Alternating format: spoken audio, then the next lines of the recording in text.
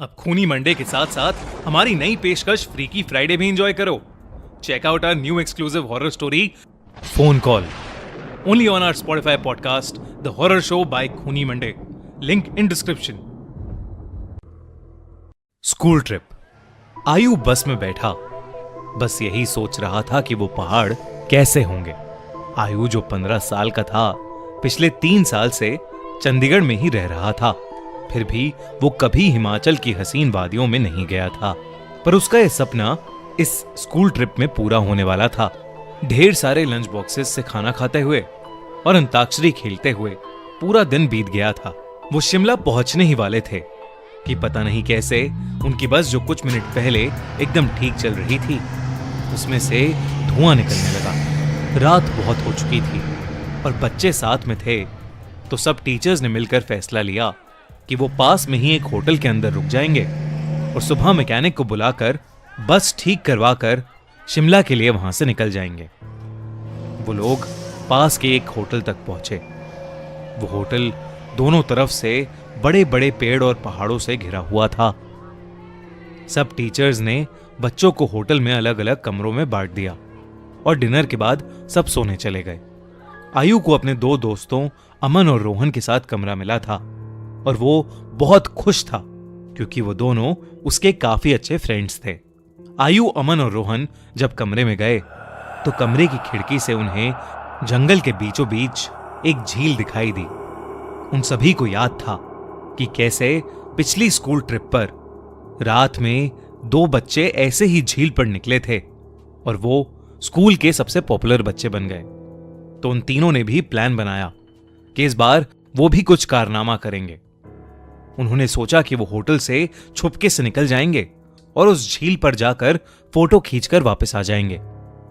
जैसे ही होटल का गार्ड सो गया, वो तीनों निकल गए। झील दिखने में तो होटल से ज्यादा दूर नहीं लग रही थी, पर वो तीनों करीब आधा 1 घंटा झील की तरफ चले जा रहे थे और जंगल का रास्ता था कि खत्म ही नहीं हो रहा था। ठंड बहुत ज्यादा बढ़ चुकी थी और उस सुनसान जंगल में उन तीनों की ठंड के मारे हालत खराब हो रही थी। उन्होंने अपना फोन चेक किया तो उसमें सिग्नल नहीं था।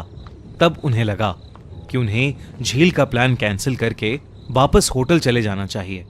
अपने फोन की फ्लैशलाइट के सहारे वो वापस होटल का रास्ता ढूंढने लगे।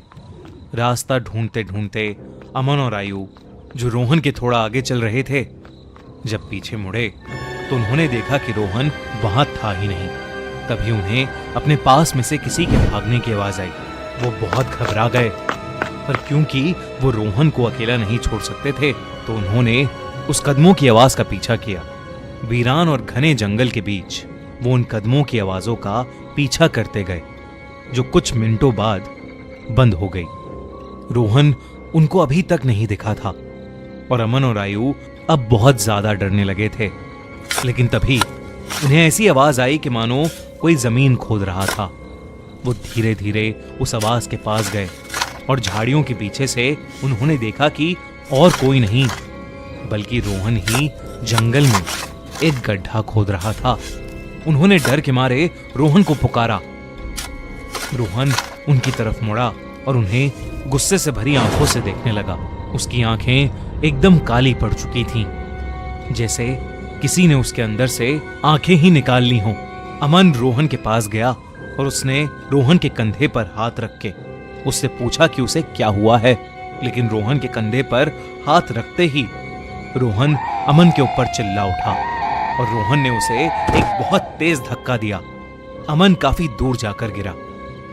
रोहन के अंदर कोई अजीब सी शक्ति आ चुकी थी। आयु भागा भागा अमन के पास गया।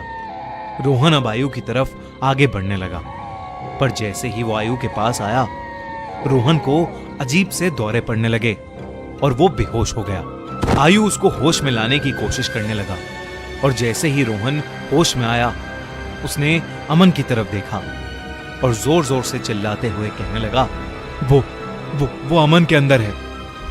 तभी आयु ने देखा तो अमन सर झुकाए नीचे बैठा था। उसने अचानक से अपना सर उठाया और उसकी आंखें भी बिल्कुल काली पड़ी थीं। इससे पहले आयु और रोहन कुछ कर पाते, अमन जो कुछ देर पहले तक चोटिल था, वो उठकर जंगल के अंदर भागने लगा। रोहन और आयु ने उसका पीछा किया और फोन की फ्लैशलाइट में देखा कि अमन एक खंडर की तरफ भाग रहा था।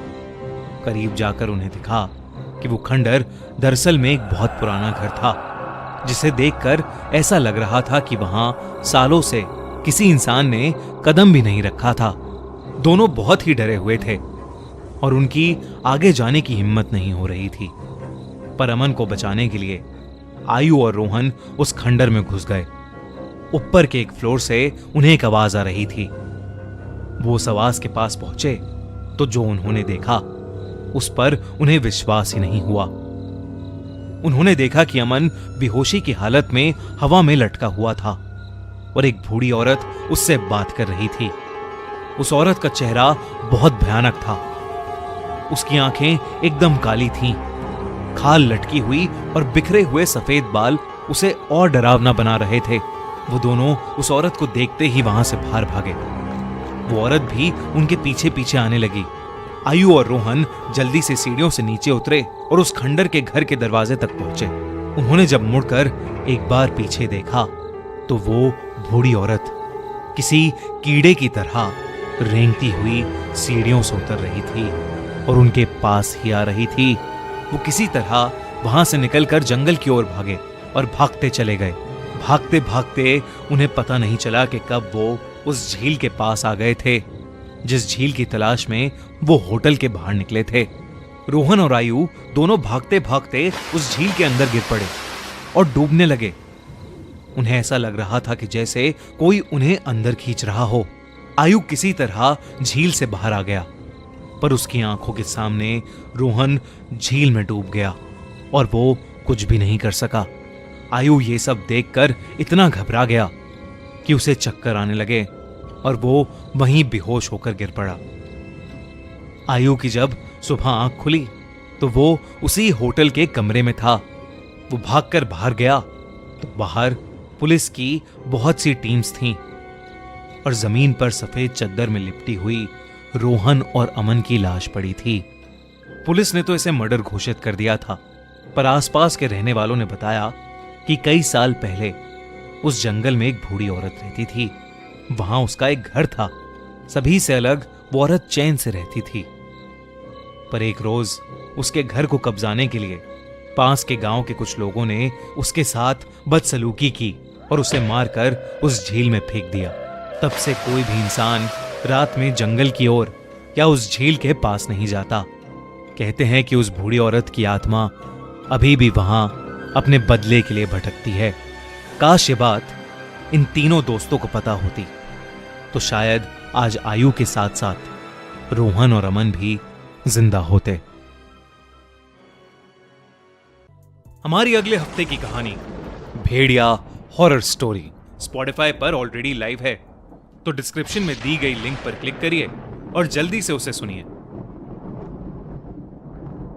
और अगर आपको ये वीडियो अच्छी लगी तो हमारा चैनल खूनी मंडे सब्सक्राइब करना बिल्कुल मत भूलना।